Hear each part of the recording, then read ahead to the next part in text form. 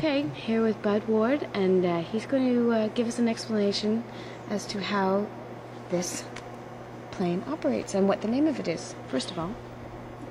Well, this is the Lancaster bomber. It's made up in the lettering of the Moose Squadron, which is 419 of the Canadian 6th Group. Mm-hmm. And this was the specific aircraft in which Andy Minarski of Winnipeg was to later win the Victoria Cross. Mm. And this is the one that you were in yourself? Yes, we flew in a similar aircraft. I was a rear gunner. Mm-hmm. And where's that position? This is right at the rear of the aircraft, mm-hmm. followed by your mid-upper gunner here, of course. Mm-hmm. And then in the greenhouse was the pilot and the engineer, flight engineer, dubbed as the second pilot, and behind them immediately sat the navigator, then the wireless op, mm-hmm. and to the very front of the aircraft was the bomb aimer, who also doubled as the front gunner. Did this plane, was it equipped with any special escape hatches that were used during the war? Or any kind Yeah, well, there's two methods of exit, unless you're blown out, of course. And that was the escape hatch to the front of the aircraft, on which the bomb aimer laid during bombing runs. Okay. And then there was the main door on the starboard side where, time permitting, the main parties went out. Right, and with parachutes. Yeah. Okay, and there's several engines. There's Oh yes, these were all four-engine bombers and Rolls-Royce, probably the best engine built in the world. Oh, that's great. Yeah. Were there any was there any way that fires could be put out on the engines once started? I'm no engineer, but it's been known to have fires put out at OES, but It's don't. like a sprinkler system or something like that? They do have a sprinkler system, right? Yeah. Depending on the severity of the fire, whether or not your gas tanks have been holed and set aflame, then it's hopeless. Right, of course. And just out of curiosity, you were shot down in a model similar to this. Yes. And how did that happen? Well, we were the first all Lancaster raid to Berlin on September 3rd, mm-hmm. 1943. Mm-hmm. I believe we were 640 strong. And this was the third trip of Bomber Harris's onslaught to Berlin, mm-hmm. now called the Battle of Berlin. Mm-hmm. And it was dense cloud cover the whole way that night, and the skipper had no sooner said, how far are we from the target, Norm? That was our navigator. Mm-hmm. And he said we should be there any minute. And boom, just like that, we flew out of the clouds right into the searchlights who were playing on the leading edge of the storm front. Mm. It was crystal clear over the target, and we were immediately nailed by, I would suggest, 50 to 60 searchlights. Mm. And once in searchlights, as a rule, that's it. They're called silent death. Mm. And this was about the fifth raid where once a plane was coned, the flak guns, the high flak guns, shut down, mm-hmm. and you were left to the mercy of the night fighters. Mm-hmm. And that's exactly what happened. Ju-88 came in from starboard high, mm-hmm. and gave us a real go and knocked out both outer engines. Mm.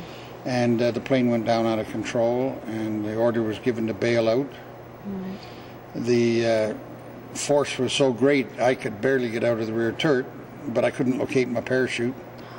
Mm. And as it transpires, I suddenly realized the plane's flying level again. I checked in at an intercom station near the tail, and I was told everything was J-Kaloo, we're heading home. Unfortunately, the bomb aimer had already parachuted over Berlin. Mm. So the rest of us continued on the leg home that night, and we were violating Swedish neutrality. Mm. And with the 10/10 cloud cover, we couldn't see ground. So thinking we were over Sweden, the bailout order came, and it transpires the wireless air gunner and myself and the flight engineer landed on Zealand, which is the main island of Denmark, mm-hmm. all north of Copenhagen. And the navigator, mid-upper gunner, and skipper bailed out in the Kattegat. Mm. Unfortunately, myself and the wireless operator were captured then and there. Our flight engineer escaped back with the Danish underground through Sweden back to England. Our navigator, who used to be a lifeguard in Australia, surprisingly drowned in the Kattegat. We assume his parachute Must have gone. harness got all squeegeed around him. And the pilot and mid-upper gunner were rescued by the Swedish Navy, and I think it was in 8 days they were flown back to England. However, back in England, the skipper returned to operations after special leave, whereby his first trip back was again to Berlin. And returning to England, it was the worst fog in Bomber Command history. And they lost a whole slew of bombers over England because they were unable to land. And unfortunately, he and his new crew slammed into the ammunition dump at our squadron. And that was the tale of our shoot down, as you might say. So we spent the rest of the war in Germany in prison camp in the Eastern Zone, and we were liberated by the Russian army in late April 43, or 45. And so there's 7 of you, 7. 7 in the crew, right. Can fit in this aircraft. It was a wonderful airplane. Very secure, I would imagine. Would have to be shot at. Right. Was it? It wasn't bulletproof.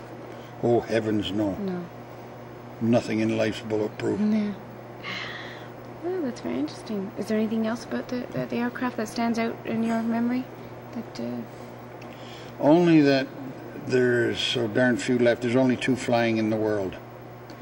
One's in Hamilton, the Minarsky Memorial, Lancaster, and the city of Lincoln in England, which is in the Queen's RAF flight.